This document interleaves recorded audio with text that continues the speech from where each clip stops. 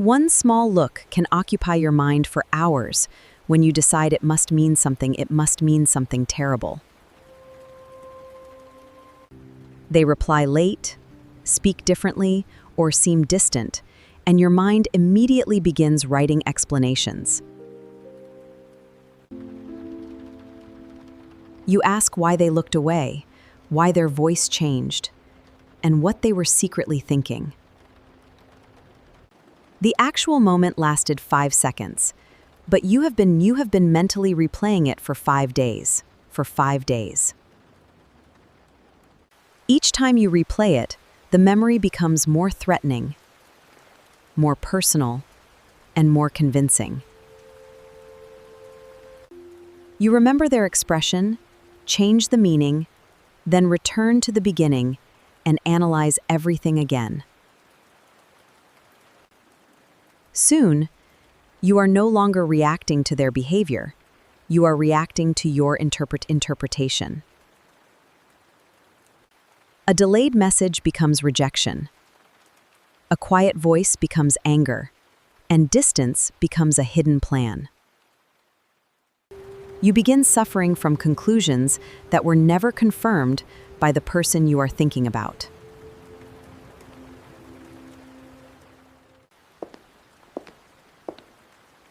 The person may be living normally, while you are mentally arguing with them throughout the entire day. You answer words they never said, and defend yourself against accusations they never actually made. This is how one unanswered question can quietly take control of your mood, energy, and attention. To escape this cycle, you must first separate what happened from what you think it means. The fact is, they answered 8 hours later. The interpretation is, they do not respect me. The story becomes, they are tired of me, replacing me, and preparing to end our friendship. But only the delayed reply is confirmed. Everything after that was created inside your mind. The fact is, they passed without speaking.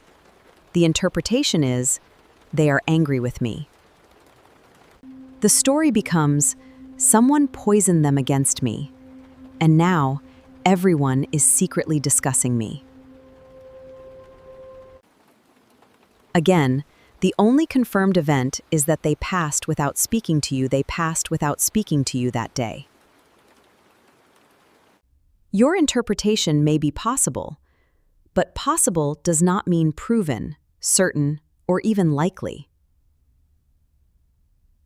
Your mind naturally interprets events, but trouble begins when interpretation disguises itself as unquestionable truth. A thought can feel convincing because it repeats, not because it contains accurate information. Repeating the same conclusion 100 times does not transform uncertainty into reliable evidence. Before believing your story, pause and ask, what do I actually know for certain? Uncertainty feels uncomfortable, so your mind rushes to fill every unanswered space with an explanation. Even a painful explanation can feel safer than admitting that you simply do not know. If you were rejected before, your mind may search constantly for signs of another rejection. Your mind believes expecting the worst will protect you from being surprised or hurt again. But expecting pain does not prevent pain. It often makes you experience it before anything happens. You feel rejected before rejection, betrayed before betrayal, and abandoned before anyone has actually left. You are not preparing for one possible problem. You are emotionally living through every possible problem. This can feel like problem solving, but you are often circling uncertainty without receiving new information. Useful thinking asks, what can I do? Overthinking asks endless questions that nobody has answered. If no new information has appeared, repeating the question will probably not create a better answer. You do not need another imaginary explanation. You need either real information or peaceful acceptance. Clarity usually comes from communication, observation, or time, not from mentally repeating your darkest possibility. This mental cycle does not remain inside your thoughts. It begins lowering the quality of your life. You lose concentration, sleep, appetite, energy, and the ability to enjoy what is happening now. A beautiful day can pass unnoticed because your attention remains trapped inside one uncomfortable interaction. You check for messages, reactions, posts, and clues that might confirm the story you created. You tell the story repeatedly, hoping another person will finally confirm your interpretation completely. But reassurance fades quickly when the original uncertainty has never been addressed directly or accepted. Then you meet the person and respond to the version of them created inside your mind. You become cold, defensive, suspicious, or distant without explaining what you believe they did. They feel your distance, become confused, and may eventually pull away to protect themselves. Now the distance you feared becomes real, but your reaction may have helped create it. This does not make you a bad person. It means fear influenced your behavior. The good news is that this pattern can change when you replace assumption with deliberate action. First, do not confront anyone, while anger, panic, or humiliation is controlling your voice.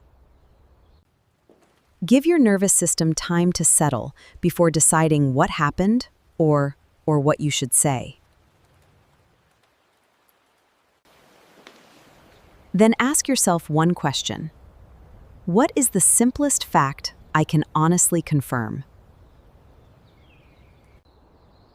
Say, they spoke briefly today, instead of, they clearly hate me and want me gone. Place the observable event on one side and your emotional interpretation on the other. Next, consider at least 3 explanations that do not immediately place you at the center. They may be tired, distracted, struggling privately, or unaware that their behavior affected you. Alternative explanations are not excuses. They remind you that your first conclusion is not certainty. If the issue still matters, stop interviewing them inside your mind and speak in reality. Begin with what you noticed, not with a judgment about the other person's character. Say, you seemed distant yesterday. Did I misunderstand something, or is there a problem? Or say, that moment stayed on my mind and I would rather ask than assume. That way, we honor our connection and keep the conversation open. The answer may be simple. They were tired, distracted, overwhelmed, or completely unaware. You may discover that days of fear were built around a misunderstanding that needed one conversation.